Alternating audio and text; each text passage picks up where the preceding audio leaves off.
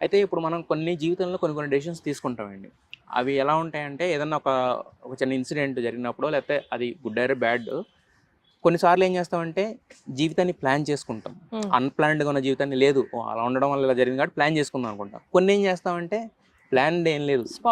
స్పాంటేనియస్‌గా వెళ్ళిపోదామని. సో మరి మీ జీవితంలో ఇప్పుడు ఈ పాయింట్‌లో మీరు గత కొద్ది కాలంలో జరిగిన దాంట్లో మీరు తీసుకున్న నిర్ణయం నెక్స్ట్ స్టెప్ ఏంటి లైఫ్‌కి? ఏది రిగ్రెట్ అవ్వకూడదు. అంటే నేను ఎప్పుడు ఏది జరగాలో అది జరుగుతుంది. అది వర్కౌట్ అవ్వలేదు అంటే దానికి ఏదో ఒక అల్టీరియర్ రీజన్ ఉండుంటుంది అని నేను బిలీవ్ చేస్తా. I believe that I'm universes favourite child అని నేను బిలీవ్ చేస్తా. ఎవరికి అవుతుంది నాకు కాకపోతే అన్న కాన్ఫిడెన్స్ ఉంటుంది సుమి అన్నట్టు.